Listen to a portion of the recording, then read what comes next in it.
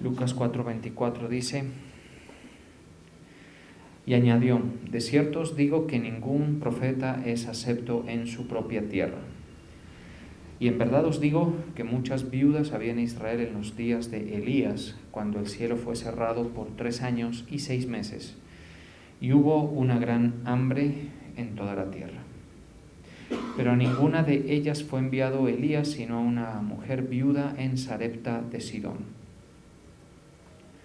Señor, te damos gracias, bendecimos, exaltamos tu poderoso nombre. Hoy nos humillamos, Señor, delante de ti.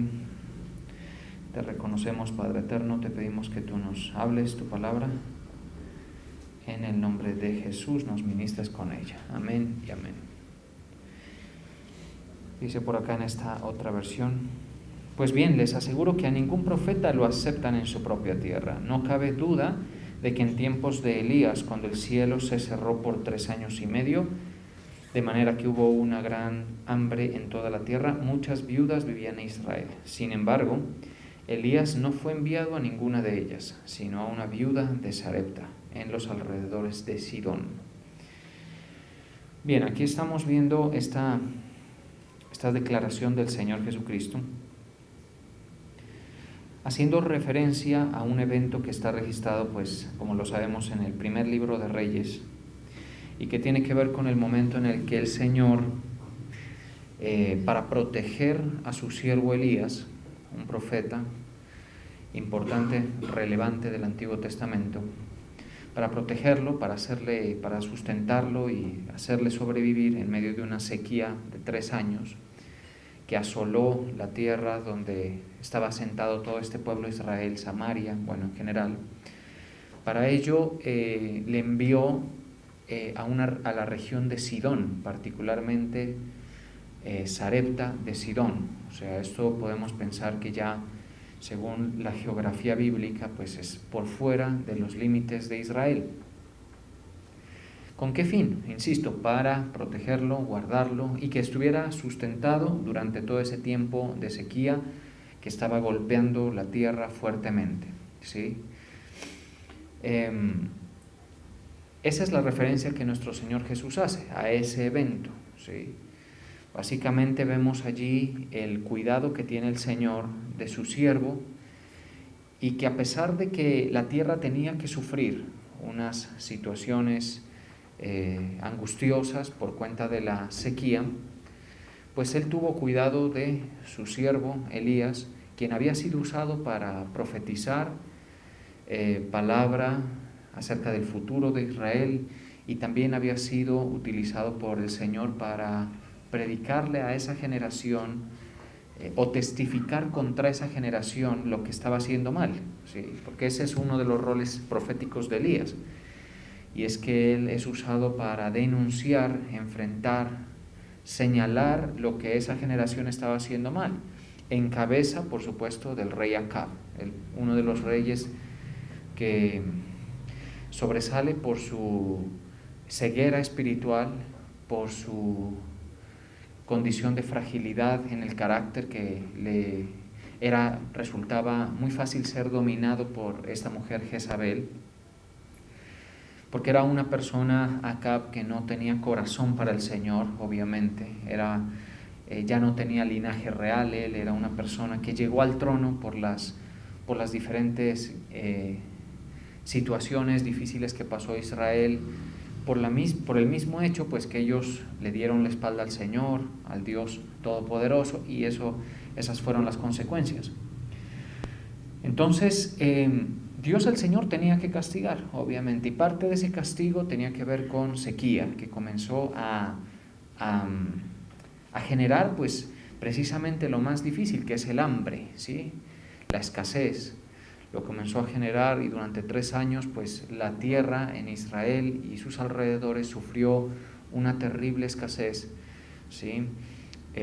Los diferentes habitantes, moradores de esas regiones, pues lo sufrieron. En Sidón la cosa no estaba mejor, es decir, era una cosa generalizada. Pero el Señor se ocupó de Elías. Primero se ocupó haciéndole llegar la comida por medio de las aves, y luego, cuando no pudo continuar eso, porque el arroyo donde estaba él asentado se secó, pues lo llevó a una viuda en Sarepta de Sidona, en esa región. Entonces, eso es lo que el Señor está refiriendo aquí en este pasaje de Lucas, ¿sí? Y llama la atención porque el Señor está exponiéndoles a los que le escuchaban en ese momento que para la gente es muy difícil recibir el mensaje, y más cuando quien lo predica, cuando quien lo porta el mensaje es conocido por ellos, o es de la misma región, o es de alguna manera de su entorno, ¿sí? Pues en este caso nuestro Señor Jesús estaba en Nazaret, la región donde Él se crió, donde creció, ¿sí? Por eso es que Él se llamaba Jesús de Nazaret, porque ese fue el lugar donde Él fue creciendo, alcanzó cierta madurez. Seguramente conocían los de la ciudad, los de la aldea, conocían a la familia, conocían a José, conocían a María y a los hermanos. Pero cuando llega Jesús, después de haberse ido un tiempo al trato del Señor en el desierto, y a principiar su ministerio, después de eso llega con el mensaje a Nazaret. Y en Nazaret se da cuenta que la gente le resiste el mensaje, resiste lo que Él tenía que decirle, ¿sí? Y con esa resistencia, pues por supuesto se privan ellos de recibir todo el favor, el bien que el mensaje de Jesús traía, porque el mensaje del Señor Jesús lo que estaba haciendo era llevándolos al reino y a disfrutar de toda la libertad y bienestar que significa que el poder de Dios opere en la vida. ¿Cómo? Con sanidades, con milagros, de esas maneras, con liberaciones, que en otras regiones abundaron esos eventos. En regiones diferentes a Nazaret abundaron, pero en Nazaret no se pudieron dar, a pesar de que el portador, nuestro Señor Jesucristo, pues tenía todo el poder para hacerlo, pero no lo pudo hacer. Le dio trabajo porque la gente le resistió, ¿sí? Se levantó a leer, dice la palabra en el versículo 16 de Lucas 4, que se levantó a leer como era su costumbre en la sinagoga. Y se le dio el libro del profeta Isaías. Y él abrió el libro del profeta Isaías y les expuso lo que decía el profeta Isaías, y se atrevió a decirles: hoy se está cumpliendo esto delante de ustedes, ¿sí? Señalándose a sí mismo como de quien estaba hablando el profeta Isaías. Eso no le gustó nada a esa audiencia que estaba allí, ¿sí? Porque una cosa es como yo lo he dicho muchas veces esto, en repetidas ocasiones, ya quizá por las temáticas que hemos tratado no lo he dicho hace tiempo, pero lo recuerdo haber dicho. La gente no tiene problema con una Biblia abierta en la casa, con eso no tiene problema, ni con la figura de Jesús, con el nombre de Jesús. La gente no tiene problema con eso. Es cuando el mensaje comienza a presentársele y le exige entender cosas y aplicar cosas, ahí es cuando, ¿sí? Ahí es cuando la gente se muestra la verdadera fe que tiene. Cuando, por ejemplo, en el mensaje se le demanda arrepentimiento, la gente ahí es donde le da trabajo. Pero siempre y cuando la Biblia esté inerte, digamos, la verdad esté allí y ni se conozca, y de forma supersticiosa de alguna manera se honre eso, ahí no hay problema. Entonces, cuando el Señor Jesús les dice: hoy se ha cumplido esto delante de ustedes, ahí es cuando le resisten. ¿Estamos de acuerdo? Y ahí obviamente entra el Señor a explicarles lo que está diciendo. Básicamente, la gente, a pesar de que daba buen testimonio de Jesús o tenía de Él un buen concepto, no recibió su mensaje y resistió el mensaje e insisto, con eso, pues esa generación no pudo ser recipiente del poder de Dios que otros sí disfrutaron, ¿sí? Vemos, por ejemplo, en otras regiones, en otros lugares de Israel, que había gente sobresaliente que lograba, por medio de la fe, que la gracia operara en alguna necesidad, en alguna dificultad, porque precisamente de esto se trata el mensaje. O sea, el mensaje del Señor atiende las necesidades de los hombres, desde la más importante, que es la del alma, hasta todas las demás, ¿sí? ¿Y por qué me atrevo a decir esto? ¿O por qué hago este planteamiento? Porque si no fuera así, entonces el Señor no se hubiera ocupado de Elías, pero se ocupa de Elías en medio de una sequía de 3 años, y le dice, que lo sufran los demás, pero yo a ti te protejo, te guardo y te doy lo necesario para que comas, porque ¿quién más que el Señor que creó, que nos creó, que lo creó usted, que me creó a mí, quién más que el Señor sabe y entiende pues que el hombre tiene necesidades? Ningún hombre puede pasar sin comer tanto tiempo, ¿estamos de acuerdo? El ser humano es una cuestión de mera supervivencia. El que nos diseñó, el que nos creó, porque la palabra de Dios dice que nosotros no nos hemos creado, dice, Él nos hizo y no nosotros a nosotros mismos. Pueblo suyo somos y ovejas de su prado. Eso lo dice declarando esa verdad de que somos hechura del Señor. Pues Él sabe que, por ejemplo, una vida en escasez con esa situación de la sequía, pues no es una vida disfrutable. Y Él protege a Elías, de tal manera que vemos que el Señor se ocupa de todas las necesidades del ser humano. Y precisamente el mensaje del Evangelio atiende todas las necesidades del ser humano. Desde la más importante, que es recuperar la comunión con Dios y con ello poder vivir eternamente con el Señor, porque como sabemos, pues nuestra alma no muere. O sea, el alma no deja de existir cuando el cuerpo deja de funcionar. Pues entonces se necesita que nosotros volvamos a la casa del Padre. Entonces, esa es una necesidad básica que el Evangelio plantea. En realidad, el Dios del cielo, el Dios de Israel, el Dios verdadero, entiende plenamente cuáles son las necesidades de la gente con la que trata. Entiende. ¿Sí? Pero entonces ahí es donde el Señor les dice, pero ustedes, les dice a los de Nazaret, mire lo que les dice, ningún profeta es acepto en su propia tierra. Ahora, esto es una verdad que obviamente tiene sus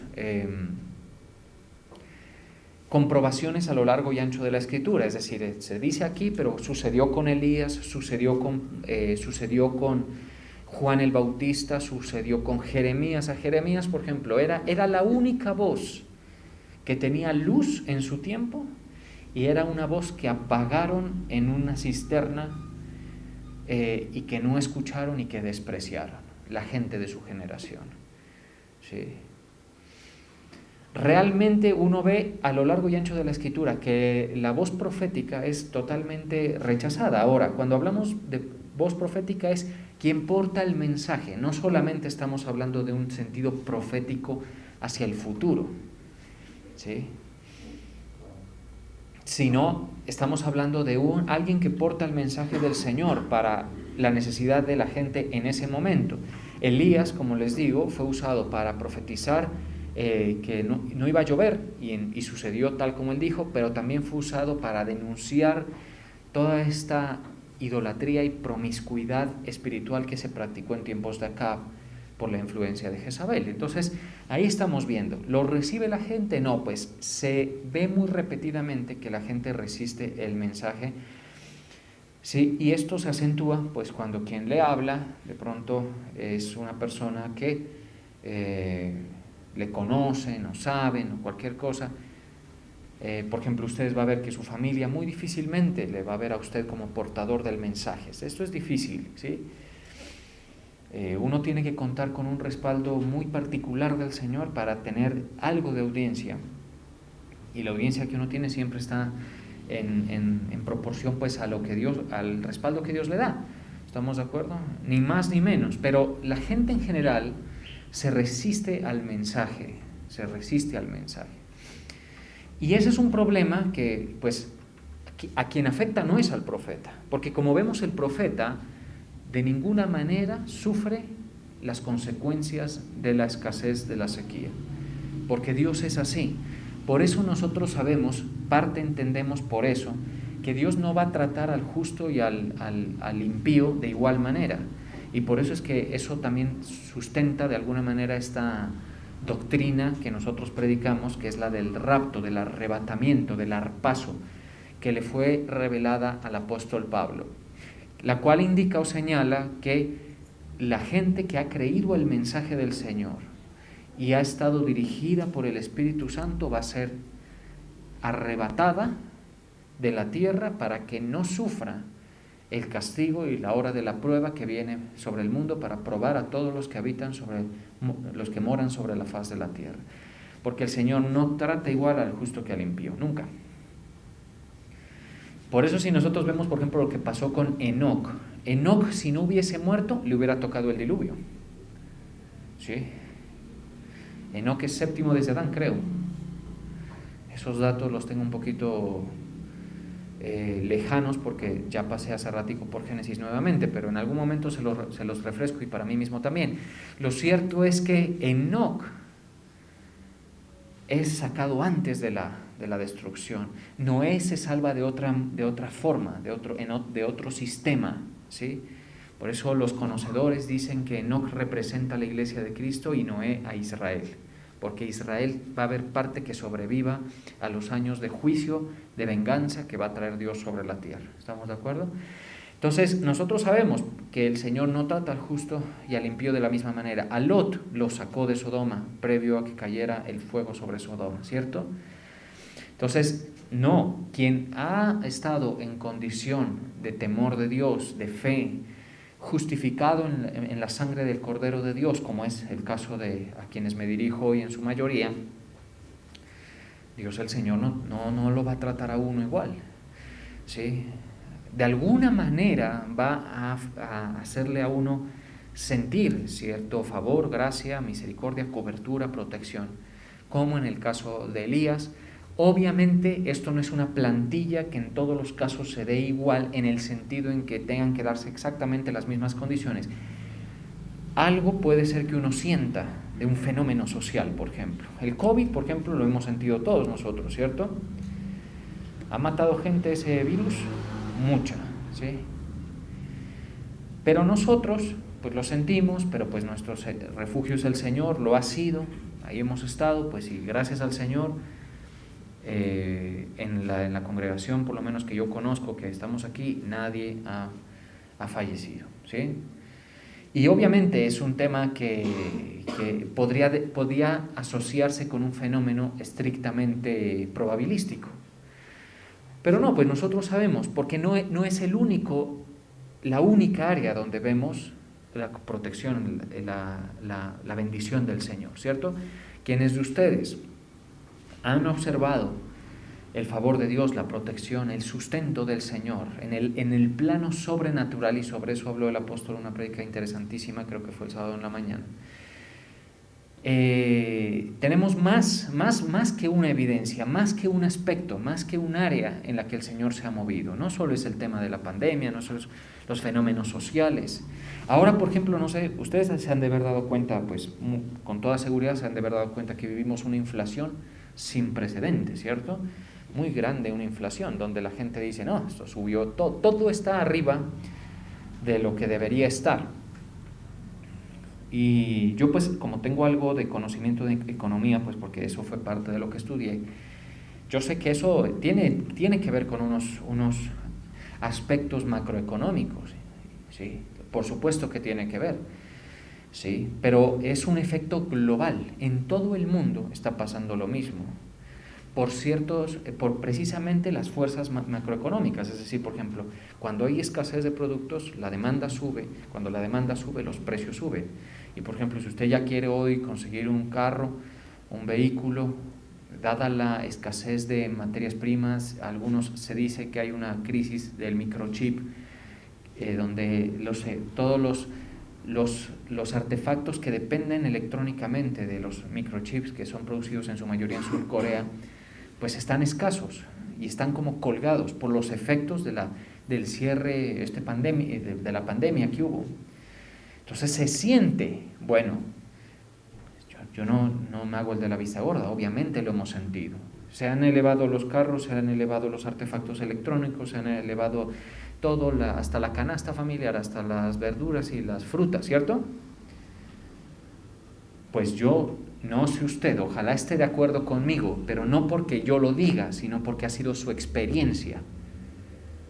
Yo puedo aceptar todo eso, pero también puedo ver que mi Padre, mi Señor, me da para todo, y es como que si Él entiende que está más caro, entonces toma, hijo, tranquilo. ¿Cierto?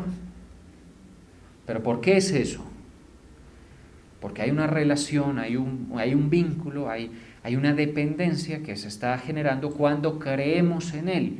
Porque cuando creemos en Él y nos ablandamos con Él y le cedemos a Él, y las demandas que el Señor nos hace, las hacemos en el sentido que Él nos pide arrepentimiento, por ejemplo, Él nos pide que creamos, Él nos pide que nos enteremos de su palabra y que la aceptemos, de su doctrina. Todo lo que les estoy diciendo es la doctrina del Señor, ustedes lo saben, ¿cierto?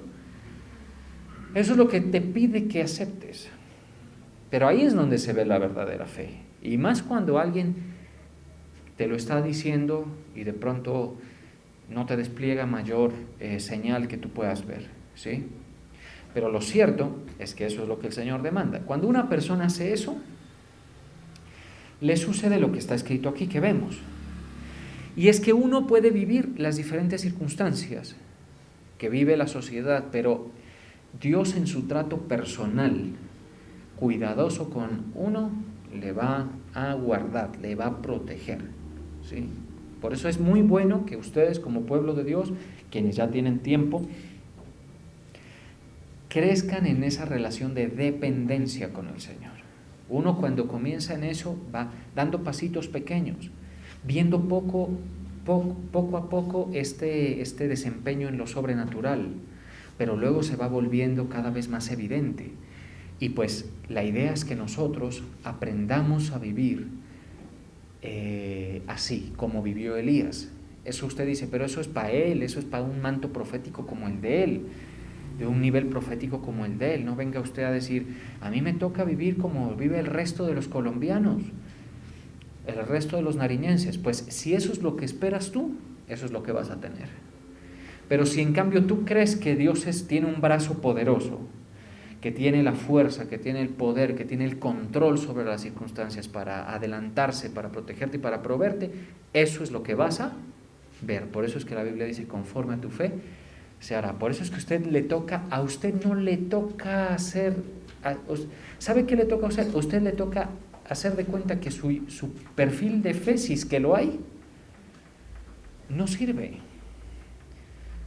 Ni el mío tampoco. Nosotros debemos ser imitadores de los que están en la Escritura, ¿estamos de acuerdo?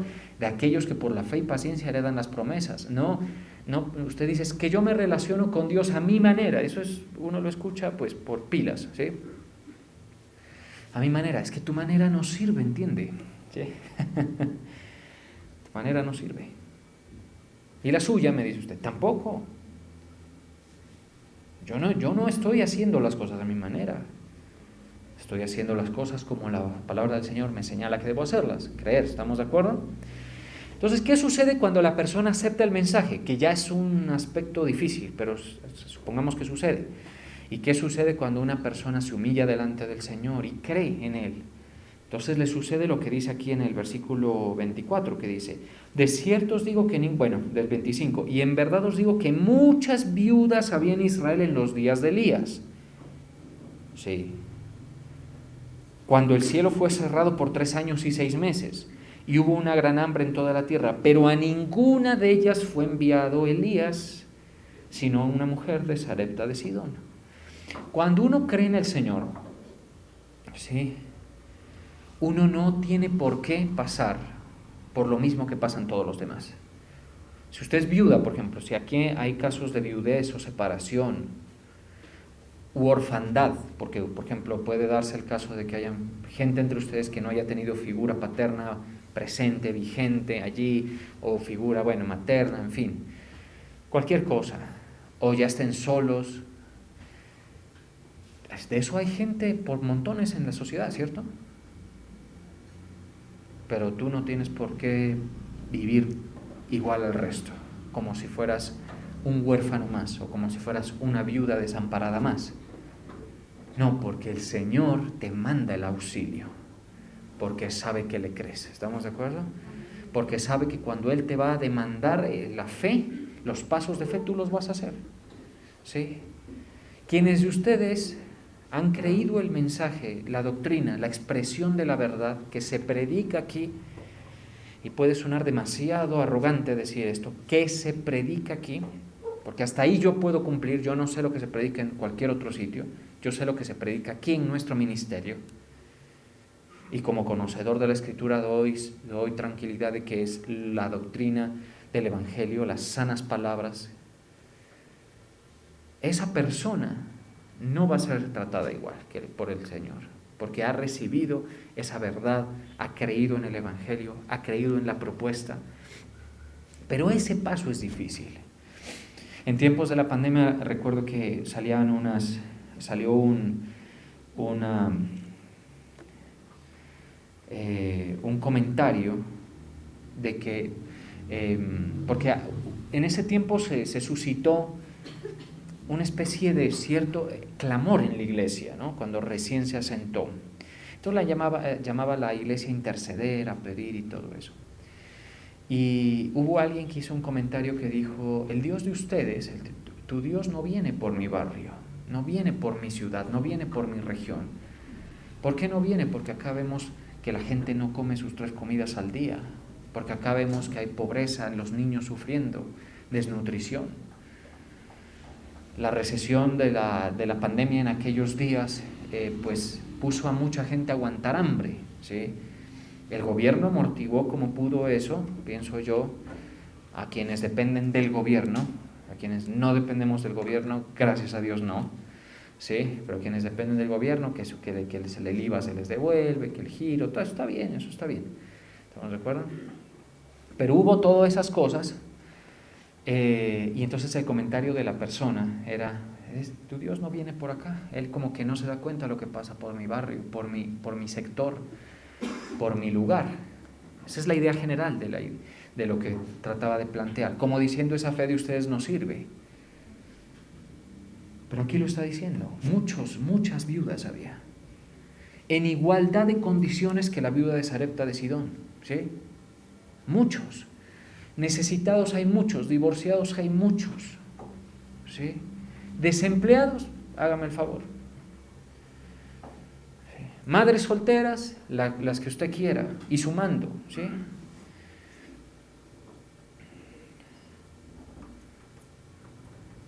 ¿Vale la pena o no vale la pena depender del Señor?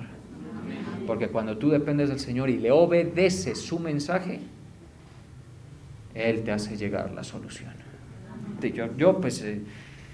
Créalo quien lo quiera creer. Y si usted está varado en ese sentido, averigüe dónde está la llave para prender el carro y que funcione, ¿sí? Es que el Señor no me ayuda. Bueno, no sé qué pasa, pero a mí sí me ayuda. Y a quienes han creído su palabra sí les ayuda. Entonces revisa, presta atención a qué es lo que está pasando allí. ¿Sí? Y si tienes que pasar, bueno, por temporadas de trato y todo, eso es otro tema, pero siempre hay auxilio.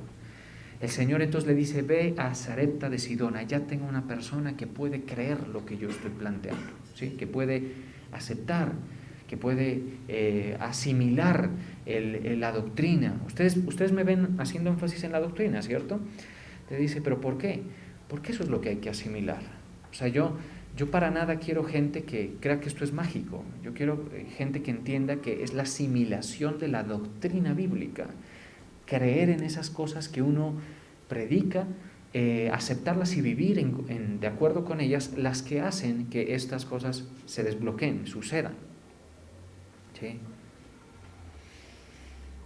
Muchas, dice entonces, muchas, pero a ninguna de ellas fue enviado Elías, sino a una mujer viuda en Sarepta de Sidón. ¿Qué tenía esa mujer? Pues esa mujer, eso sí, se lo preguntaremos al Señor, tenía una fe sobresaliente para hacer lo que Dios le pidió que haga. ¿Qué le pidió Dios que haga a esta mujer? Que sustente primero al profeta. Mire eso. ¿Sí? Y luego que eso iba a producir un efecto sobrenatural sobre los recursos que estaban en sus manos. Cuando nosotros le obedecemos al Señor, eso produce un efecto sobrenatural sobre los recursos que están en nuestras manos. ¿Lo cree, iglesia? Le conviene mucho creer eso, ¿sí? Para que usted sea de esas personas que experimentan esto, que en realidad se dicen, el Señor ha estado conmigo y va a seguir estando. Y yo creo que Él no nos va a dejar. Y yo creo que Él me va a dar para lo que viene. Yo creo que Él me sustenta. ¿Sí? Y nosotros, nuestro refugio es el Señor. ¿Sí? Él manda el auxilio, siempre es así. Él manda la ayuda, Él manda la protección. Por eso, con afán, con cierta rogativa, con una actitud de rogativa, les digo, atiendan la voz del Señor. Pónganse serios con el asunto, es lo que les digo a muchos. Otros sí, pues, en efecto, están adelantaditos en el tema y pues creo que me dan totalmente la razón, ¿sí? Más hace uno escuchando al Señor que esforzándose por conseguir. Eso, por ejemplo, que sucede, y es que ustedes, por ejemplo, algunos de ustedes con madurez se sientan y se disfrutan un culto, creyendo, tranquilos, aceptando, con recepción del mensaje, no pensando en lo que dejaron atrás en la casa, en el trabajo, en la familia, creyendo. Ahí obra más el Señor que cuando nosotros buscamos solucionar las cosas por nuestros propios medios. Esa es la verdad. ¿Sí?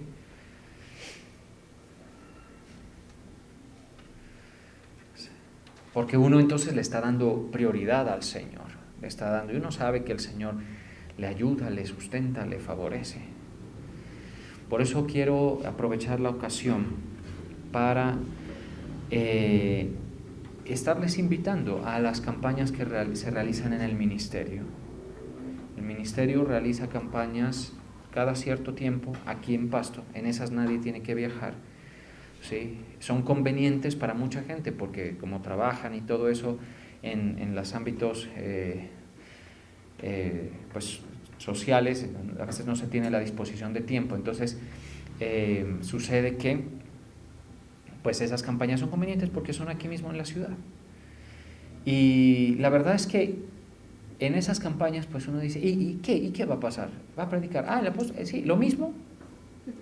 ¿Quién va a tocar? Los mismos de siempre. ¿Sí? Y puede ser que en la mente no del todo perceptiva, porque eso de la fe es un tema que abre los sentidos y hace que veas más de lo que los demás ven, pues la gente diga, ¿y yo para qué? Eso a mí no me aporta, mejor descanso porque el día de trabajo, o mejor esto o aquello, o mejor me ocupo, mire, que ese tiempo lo puedo trabajar. Yo conozco otro Dios. Yo conozco un Dios que si tú te enfocas en las cosas de Él te ayuda, te da un empujoncito sano ahí para que tú te mejores en todo. ¿Estamos de acuerdo? Y con esto también quiero invitarlos a la gente a asistir a Salem. Es importante. Está bien que asistan aquí, está muy bien eso, pero es importante que asistamos a Salem. Es decir, estar alimentados con la palabra del Señor. Eso te pone en otro nivel. Si lo crees, pues porque tampoco es ir a hacerlo porque no, hay que creerlo. Y si no, tranquilo, sigan su rutina y sigan sus formas. Pero lo que sí le quiero decir es que aquí lo está diciendo. Luego no digamos que Dios no viene por mi barrio, que Dios se olvidó lo que pasó conmigo, no digamos que Dios no sabe lo que pasa por mi sector, que los niñitos que están sufriendo allá en tal sitio, en África. Pues hombre, si esos son lugares de impiedad, esos son lugares donde no se ha creído el mensaje del Señor, ¿sí? Pero ahí donde hay una persona que se humilla delante del Señor y le obedece y asimila la verdad, ojo a todas las palabras que no son aleatorias, las estoy escogiendo con cuidado. Ahí viene la ayuda, la gracia, el favor, ¿estamos de acuerdo? Ahí viene la solución, la atención del Señor. ¿Sí? Hay un pasaje que me llama la atención, tiene que ver con el rapto, Isaías 26:20. Tiene que ver con el rapto y tiene que ver con momentos de juicio del Señor sobre la tierra. Pero también sirve para nosotros como canto de dependencia y de confianza en el Señor. De hecho, Isaías 26 se titula Cántico de confianza en la protección de Jehová. En el 20 dice lo que les quería decir. Anda, pueblo mío. ¿Quién de aquí se identifica como pueblo del Señor? Los que han creído el mensaje, los persuadidos del Evangelio. Usted dice, yo soy pueblo de Dios. ¿Eres persuadido del Evangelio? Si tu respuesta es sí, tú eres pueblo del Señor. Y ni siquiera eso, eres hijo de Dios. Pero te aplica esto. Anda, pueblo mío, entra en tus aposentos. Cierra tras ti tus puertas. Escóndete un poquito por un momento en tanto que pasa la indignación. 7 añitos vamos a estar guardados con el Señor, mientras aquí la tierra se hace todo un despelote, ¿sí? Ustedes dicen, la inflación de estos tiempos, gobierno malo, ahí están pintados, bueno, todo eso, ¿sí? Y yo mismo acepto que hay unos temas macroeconómicos que ni siquiera son de Colombia, eso ya es global, que han afectado, pero también hay cosas aquí que han afectado y todo eso. ¿Les parece difícil esa inflación? Bueno, les voy a contar algo. Tiempos tribulacionales,